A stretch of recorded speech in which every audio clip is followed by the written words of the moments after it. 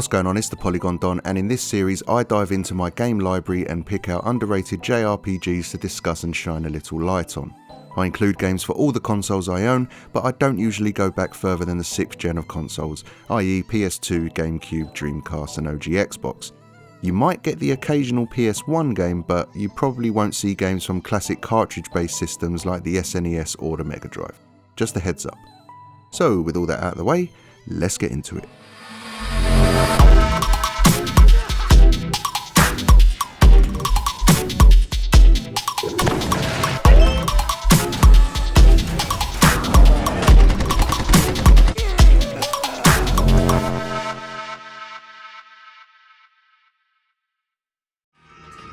My stomach!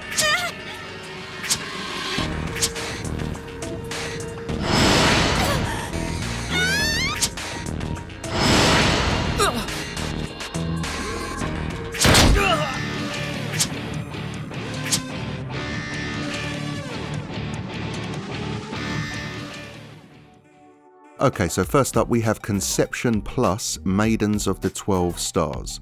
And what a ridiculously strange premise this is for a JRPG. I mean, to some it may border on the perverse, but I couldn't help but be charmed and engrossed by its story and premise. So for those of you that aren't aware of this game, I'll give you a brief rundown of its slightly controversial plot. You'll play as Itsuki Yuge, a young man who lost his parents at a young age and now lives with his cousin and classmate Mahiru, as they navigate student life together. On one particular day, Mahiru calls for Itsuki to meet her on the school's rooftop, where she drops a shocking revelation. She tells him that she seems to have gotten pregnant. Immediately following this bombshell, a gate of light appears out of nowhere and completely envelops them both. When they come to, they realise they have been spirited away to a strange and magical world called Granvania. And for whatever reason, the locals treat Itsuki as their world's saviour and label him God's gift, much to the chagrin of Mahiru. The king of Granvania bombards the pair with the troubles his world is facing. A disturbance in the stars is causing impurities to cover the world, so before Itsuki can return to his own world, he must first save Granvania by purifying these impurities. And in order to do that, the king demands the very perplexed Itsuki, or as he sees him, God's gift, to mate with the 12 star maidens so that they can hopefully give birth to star children, the only force known to destroy the impurities. Yeah, I mean, it kind of feels like this plot was written by a wishful thinking and very horny adolescent, and I'll be honest, it cracked me up. Might be a bit weird and gross for some, and that's totally fair, but it's this kind of quirky and weird that I appreciate in games, especially from Japan. It's also pretty well balanced with humour and awareness at just how absurd and stupid this premise actually is. There's a lot of reading in the game, no denying that, and I've seen some comments dismissively label it as a visual novel, which I strongly disagree with. At its core, it's a dungeon crawler with turn-based battle system and a unique slice of life dating sim. The action is heavy on positioning, allowing you to attack from multiple directions and potentially trigger a chain attack where the actions of your enemies are slowed down, which can be vital during boss battles, as this will give you a window of opportunity to heal up your team or inflict even more damage. You can determine the classes of your children so that they may better aid you in battle. 4-star children form a team, and you can take 3 teams with you into battle, with the classes you selected for them determining the abilities and skills they will then possess. Certain classes will unlock more powerful ultra skills simply by being in a team together, so experimentation is encouraged when things get a little tricky. At first, the game starts off relatively simple enough, and it's easy to fall into the trap of thinking this might be a breeze, as I did, but it won't be long until the game reminds you that although cutesy to look at, it has plenty of bite, especially the boss fights. Conserving your items and mana will be key to ensure you have the best opportunity at defeating the boss at the end of a dungeon run. There is a fair amount of fan service going on here. You travel to a faraway land where you're treated as a literal god and given explicit permission to get as many maidens pregnant as possible in order to raise those children as soldiers and save the world. It's ridiculous and makes no sense whatsoever, but still somehow works and is incredibly addictive to play through, probably due to the writing making most of the characters extremely likeable. And with it being part dating sim, depending on who you choose to deepen your bond with will affect the game's ending, of which there are several. Simple yet challenging turn-based dungeon crawling with a truly bizarre premise. This strange little oddity of a JRPG shouldn't be overlooked, providing you aren't easily offended.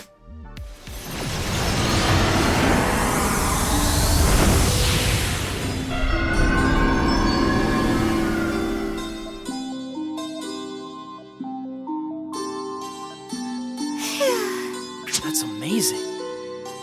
Stop it. Right.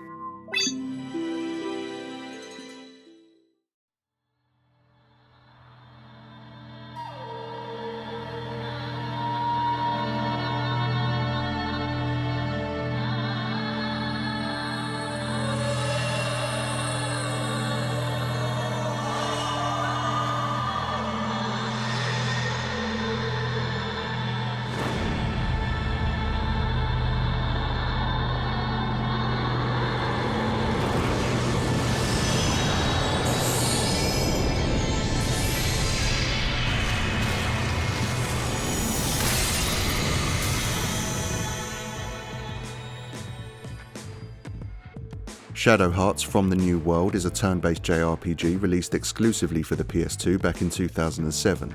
It's the third entry in the Shadow Hearts series and is set in Prohibition-era America in a kind of alternate reality where familiar historical events and landmarks are intermingled with monsters and divine beings. You'll play as Johnny Garland, a teenage private detective who is searching for his forgotten past after a tragic accident killed the rest of his family. He is saved from death by a Native American priestess called Shania, who can transform into all sorts of otherworldly beings after forming pacts with powerful spirits. As well as Shania, a host of other characters walk into Johnny's life and aid him in his quest. Shania's no-nonsense dual-wielding bodyguard Nathan, Frank Goldfinger, the oddball middle-aged master ninja, or so he claims, and loads more incredibly likeable and eccentric characters that I won't spoil here. After being hired by a professor to track someone down, Johnny is almost killed by a monster that appears from a portal. Shania and Nathan, who were hunting this particular monster, arrive just in the nick of time to slay the beast and save Johnny. They explain to him that a dark energy called malice has slowly been released into the world, and that they've taken it upon themselves to keep monsters that spawn as a result in check, while simultaneously hunting those that destroyed her tribe. They then decide to pay Johnny's client, the professor who hired him, a visit to get some answers, only to discover that his true evil intention is to fully unleash malice on the world. Alongside the professor, there are two other main antagonists that you'll be coming up against during your time with this game: the aptly named Killer and the mysterious Lady. Both are really good bad guys in my book, and the relationship they share is also really enjoyable to watch unfold. Gameplay, as I said, is turn-based with both random and visible or scripted encounters. The first half of the game is more linear, while the second half is a lot more open, which allows for more flexible exploration and access to optional areas. You'll be travelling across the Americas as you explore towns, villages and dungeons. You can talk to NPCs you meet along the way to learn more about the area you're in and accept any side quests they might be dishing out. You can buy items and equipment from merchants, upgrade your gear, level up, solve environmental puzzles, and of course engage in battle. And it's that battle system that's the main hook of the game. You have HP, MP, SP, and stock gauge bars, which I'll get into shortly. HP is your health, obviously. MP governs your ability to cast magic, but if you lose all of your SP whilst in battle, that character will go berserk and can no longer be controlled. They will attack your party indiscriminately, which can be devastating if you're already facing a large mob of bad guys. Basic attack types range from normal to hard hit, which will knock the enemy back slightly, and double attacks, allowing you to act twice within a turn. Combos play a very crucial role in this game and can be the deciding factor on whether you can beat your opponent. These combo attacks are dependent on the stock gauge, which is filled by attacking or being attacked. There are two levels to the stock gauge. Fill it once and you can trigger the combo option before acting during your turn. This will allow another member of your party to act after you, interrupting the flow of battle. Do this with all of your party members and you can significantly reduce the health of your opponent, if not kill them outright, before they even have a chance to act. Fill the stock gauge up twice and you can perform a double combo, which is essentially the same as a normal combo, only it allows you to act twice before you pass the baton on to your teammate. Get creative and you can knock an enemy into the air with one character, pummel them while airborne with another, and then slam them down to the ground with a third. But to trigger all of this off requires some quick reflexes and nimble fingers, as almost all actions taken during battles have QuickTime events attached via the very thing that makes this series so unique amongst JRPGs, the Judgment Ring. Each time it's your turn within a battle, a small disc will appear with coloured segments on it and a radar-like line that spins around. And it'll be down to you to press the X button each time that line passes over one of these areas. Different commands present varying amounts of coloured areas, with some having tiny slithers of red, and if you press X whilst in these trickier zones, your attack will do even more damage, or if you're healing, will heal you up even more. Miss even one of these areas though and your attack will be shortened or cancelled altogether. And to trigger those combos that I mentioned earlier, you'll have an additional step in that you have to quickly press whatever face button is spinning after you've successfully inputted your attack. So a nice and slow turn-based JRPG this is not. You literally cannot rest while battling in this game. And to be fair, even if you're not in battle, as you can use the Judgment Ring to play mini-games and gain discounts at shops if you input the command successfully, for example. This one gets a bit of a bad rap as being a terrible game just because it's seen as the worst in the trilogy. The first one was more of a horror JRPG, which in and of itself is quite unique and a rare offering. The second game, Shadow Heart's Covenant, reduced that horror aspect slightly but improved on almost all others. Story was better, battle system was more refined, and the presentation was of a higher quality. And this, the third entry, ditches the series' horror roots entirely and leans way more into the comical and silly. Now that might be a letdown for some, at first myself included, but to call this game trash is a massive overreaction. The gameplay and most importantly its battle system are still very much present and just as addictive as ever, if not the best it's ever been. The characters are all really likeable, yes, all of them, and the world they inhabit feels fleshed out and interesting, begging for exploration. I can understand the controversy as the theme is such a departure from the first game, but I cannot understand or condone the hate this one gets. It's an absolutely incredible JRPG in my book and shouldn't be missed.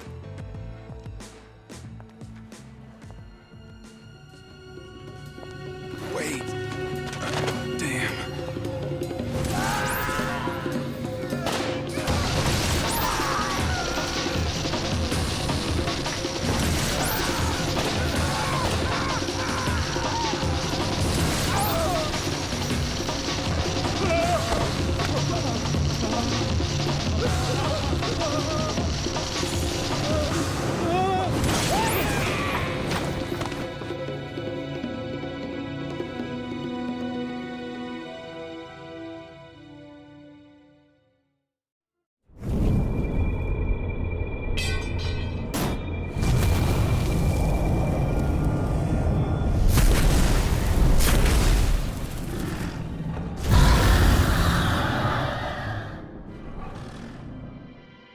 Ni no Kuni 2 Revenant Kingdom by Level 5 is a Studio Ghibli looking action RPG and sequel to Ni no Kuni Wrath of the White Witch. But with Revenant Kingdom being set hundreds of years after the events of the original game, you could very easily jump straight in here and thoroughly enjoy your time with it. The story follows Evan Pettywhisker Tildrum, which is a ridiculously whimsical name, but whimsy and charm is the Ni no Kuni franchise's bread and butter, so it all adds up really. Evan is a young king who is violently usurped from his castle and chased out of his kingdom of Ding Dong Dell. Whilst this is all happening, a president of an unnamed country on Earth called Roland Crane is transmigrated to the fantastical world of Ni no Kuni as a younger form of himself and quickly befriends Evan to become his loyal companion. After a traumatic escape, Evan vows to establish a new kingdom where everyone can live happy and free. But in this world, a nation's ruler has a bond with a powerful being known as a kingmaker. Each one is different, and this king's bond not only legitimizes a king's authority, it also protects that ruler's kingdom and its population. So with the help of Roland, Tani and other members of Evan's party, you'll set out to get Evan his own formidable kingmaker. Only what Evan receives is Lofty. A short, yellow, weird little Welsh fella with Lisa Simpson hair. Not what everyone was expecting, but you get what you're given, it seems. Either way, he's a charming little thing and provides a lot of the comic relief. After finding a nice patch of unclaimed land and clearing out the monsters, Evan makes it his settlement and goes on a political tour of the neighbouring kingdoms.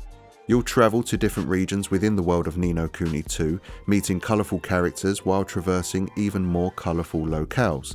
You'll complete quests within each of them to progress the story, as well as engage in side activities to level up your party or just to experience more of this fantastically realised world. You can freely roam to explore towns, villages, dungeons and other dangerous areas scattered throughout the map in search of loot and XP.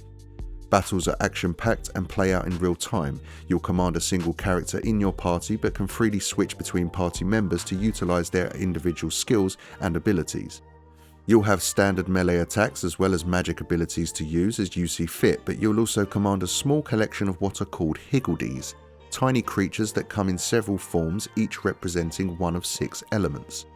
In addition to combat and exploration, and what sets it apart from its predecessor is that Revenant Kingdom introduces a bunch of other mechanics and systems to play around with. Honestly, it's kind of mind-blowing how much content is here. There's kingdom building, where you'll expand and manage your land, focusing on the arrangement of workforces within it to provide materials, or shops such as armories and blacksmiths. There's also a community development aspect, where you have to recruit civilians to populate your kingdom, and collect the previously mentioned higgledies and level them up so that they are even more effective in battle. And then on top of all that, there's the army skirmishes, where Evan will command a small battalion of armed forces to capture territory or raid enemy strongholds. So while feeling a little like the devs threw everything but the kitchen sink at this, and not entirely essential to progression, these elements end up being really welcome additions and extras, adding a ton of variety and depth to an already outstanding action RPG. So while the first Ni no Kuni game tends to be more revered and gets all the love, maybe rightly so in terms of narrative, gameplay wise, Revenant Kingdom absolutely runs away with it. There's so much fun to be had here, the devs completely outdid themselves. So if you haven't tried this game out yet and want that rich fantasy action RPG feeling while having a bunch of extra gameplay mechanics to play around with, then definitely give this one a go.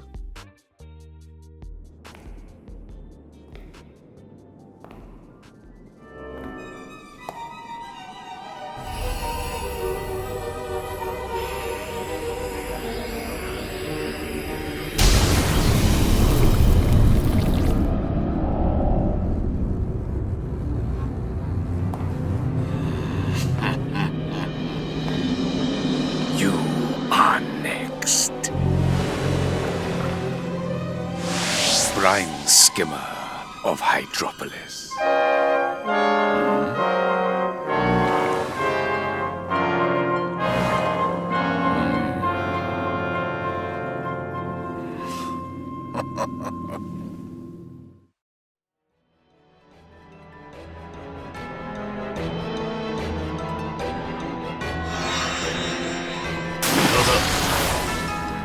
Watashi ni makasero. 壮大な魔力で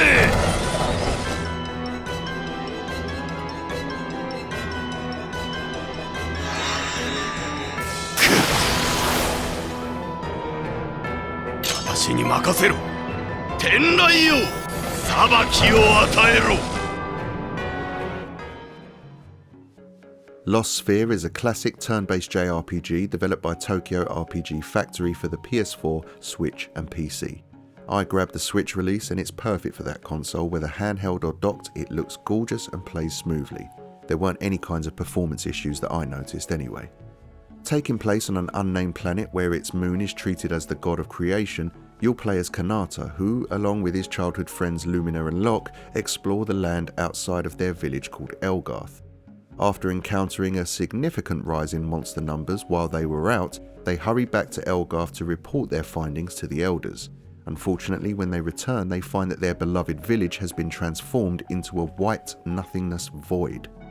During some transcending dreams, Kanata finds himself communicating on a different plane of existence with a king from an ancient civilization. He discovers that this white void that can plague whole towns, individual people, or even just treasure chests is called the Lost. The ancient king also explains that Kanata has a gift and that only he can return the Lost back to the land of the living, using these spherical representations of memories. And with the loss spreading, Kanata and his crew set out to restore as much of the world as they can.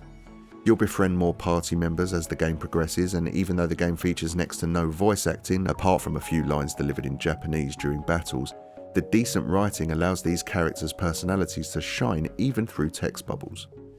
It's a very cozy game, more so in vibe than in mechanics. There's no sleepy village-based farming or anything like that, but the music, the understated art style and the characters all combine to create this comforting feeling of familiarity.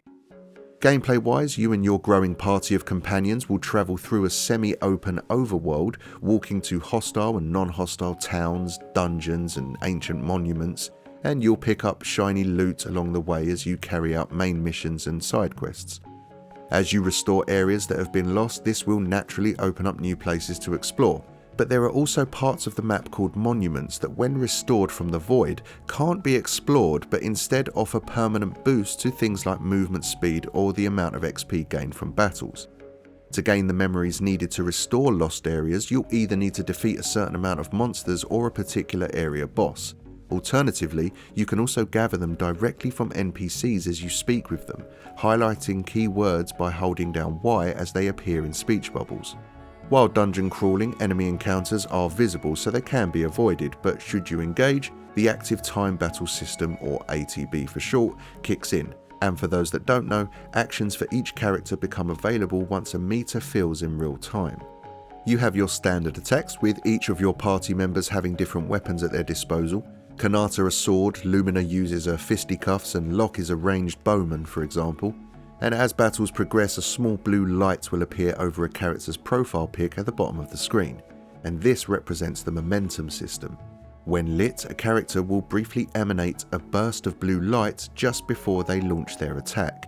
A well-timed button press when this occurs will grant that attack to act twice, and thus increase damage. The window for that button press is small, but mastering that timing is key to defeating those later game bosses. Also, characters with enough of these momentum lights lit can activate a coordinated attack move on a selected enemy, which is also pretty neat. Another cool aspect of battle is that your party isn't fixed in place, and neither are your opponents. You can reposition your teammates within the battle arena to gain the upper hand, move out of the way if your party is all bunched up, or get round the back of an enemy to try and land a critical hit. And after a certain point in the story, your party will also gain the ability to use mechs called Volco suits. These have their own set of skills and are powered by a unique kind of fuel that once depleted can only be refilled at certain points. They can't be spammed basically, but they do add another layer to an already addictive battle system.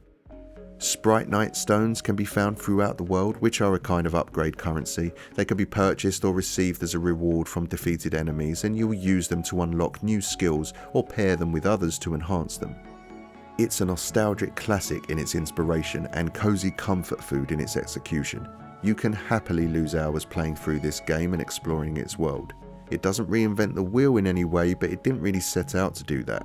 Instead, it offers up a calming and familiar warmth that, when done right, this genre can be so good at delivering.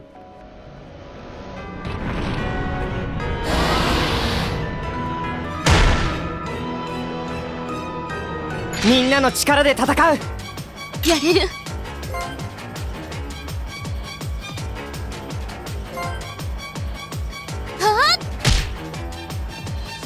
僕の番だね。行くぜ。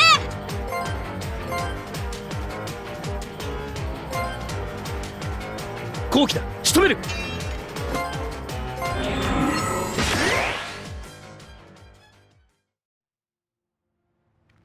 Elena, no doubt you're keen to return to your old self as soon as humanly possible.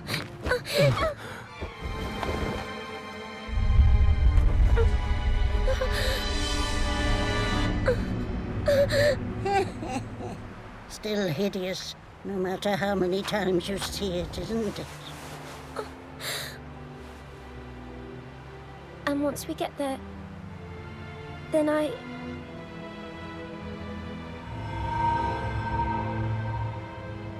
Come, let's not tarry here. No doubt the army are close behind. Pandora's Tower is an action RPG first and foremost, with a heavy emphasis on exploration and puzzle solving. In it, you'll play as Eren, who must flee his country of Illyria with his girlfriend Elena, when she is struck by a curse during a performance at a harvest festival that turns her into a hideous beast with immense power. Whilst on the run, they are met by Mavda, a nomad that explains to them that only by defeating the masters of each of the 13 towers and devouring their flesh will they have any hope of reversing Elena's curse. With the Illyrian army hot on their heels following the devastation caused by Elena's transformation, the young couple reluctantly agrees as Mavda shows them the way. And this brings us to the main setting of the game. You'll have an outpost to recuperate in between your dungeon runs, which starts off drab and dreary at first, but by conversing with Elena between missions and giving her gifts can and will slowly start to transform your base of operations into a more cozy and welcoming love hut. It's actually pretty cool seeing this develop over the course of the game. Strategically placed near the 13 towers, it also allows Eren somewhere to return to rest and resupply with the help of Mavda. You'll be able to purchase items as well as craft them, upgrade and repair weapons, and pawn off any extra flesh you have festering in your satchel. Honestly, Mavda is one of the most engrossing merchants in all of gaming in my opinion. Mysterious, funny and capricious, she's brilliantly designed, written for and voice acted. Loved her, what a great character. But the towers are where the real fun begins, each beautifully created both in terms of aesthetics and level design. Your main aim is to carefully work your way up to the top and defeat the masters of each one in order to bring back their flesh to your cursed lover. And there's some really cool lore here as to why the towers exist, their purpose and the mysteries of those that created them, but I'm not going to go into that here to save spoilers, but its story is another really strong aspect of this game. The towers have a variety of low-level monsters for you to fight, and once defeated can be pummeled to gain item drops or harvested to remove flesh that you can feed to Elena. You do this with main attacks from your sword or whatever weapon you find throughout the game. There's all sorts, twin blades, axes, etc, which can all be upgraded by Mavda to inflict even more damage as well, but the star of the show is without doubt the Oraklos chain, gifted to you by Mavda herself. With it you can grab airborne enemies and slam them to the ground, bind enemies to allow you a brief moment to wail on them, disarm enemies by snatching their weapons out of their hands, or even chain enemies together. The Oraklos chain is also compulsory to solve the many environmental puzzles you'll come across on your journey, and comes in very handy with pretty much all boss fights. Now it does use the Wii Remote, which you'll be flapping about in the air throughout your playthrough, and I know that can be a turn off for some. But with this still being locked to the system, there's currently no other way to enjoy it. It didn't bother me at all personally, but I know it can be an immediate turn off for some of you. Now, one aspect of the game I wasn't 100% enthralled by is the countdown timer. This timer counts down Elena's humanity, if you will. Stay in a dungeon too long and you won't be returning to the hot waifu that waved you off as you left, as she will slowly start to transform into a gross, tentacle-shouldered purple blob thing. Returning to feed her monster flesh will reset the timer, but it's still a little annoying at first as the game is so good at exploration, and being rushed is not something that goes hand in hand with that in my book. That said, I got used to it pretty quickly, and it does provide plenty of intervals and opportunities for you to develop your relationship with Elena. It's these light dating sim elements that will ultimately affect the ending you receive too, depending on how much time you invest into it. The boss battles are the main attraction of any given tower, a combination of spectacle, action, and in a way a puzzle unto themselves. They're also an absolute blast to come up against. They also serve as an important narrative mechanic, as defeating them, ripping out their flesh, and feeding it to your cursed beloved is what will ultimately remove the curse altogether, instead of just buying time, which is what normal monster flesh does. With the main aim of rinsing and repeating this process a dozen or so times in order to lift the curse completely and live happily ever after. And I'm not going to lie, it was quite the shock to see that a main mechanic was feeding still dripping raw monster flesh to your innocent and pure girlfriend. It's so twisted. I'm staying clear of saying too much regarding the story, as it genuinely is amazing, with the writing and voice acting being top notch too. Actually, the relationship between Eren and Elena was surprisingly mature and heartfelt, and definitely one of the more memorable romances I've come across in games. A perfect blend of third-person action, dungeon exploration, puzzle solving, crafting, inventory management and dating sim, all combined and very pleasantly balanced. The use of the Wiimote might be an instant no for some, but for those that don't mind, you have a truly unique and memorable JRPG on your hands. Saying that, it might be a bit of a stretch to call this a JRPG for some of you. I'd still class it as that, but I can see why some would argue against it. It basically plays like a more mature Zelda game, just a hell of a lot darker, which appeals to me greatly. So if that sounds like something you might be interested in too, then for God's sake don't sleep on this game. I can't stress how good it is.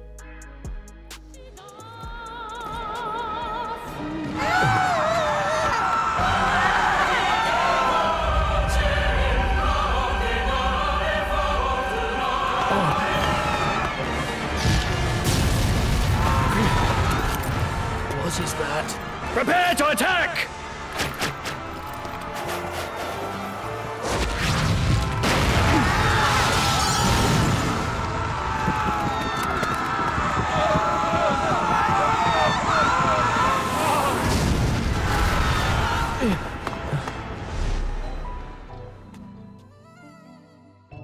And there you have it guys, another 5 JRPGs that don't get nearly enough love, as they should in my opinion. Let me know down in the comments if you've played any of these and your thoughts about them, or if you intend on picking any up and plan on playing through them for the first time. I've got a ton more games to discuss in this series, so if that sounds like something you might be interested in, then subscribe to keep updated on future uploads. That's going to do it for today though gang, so hit the like button if you enjoyed the video, as it genuinely helps out the channel quite a bit, and until next time, take care, be good and game on.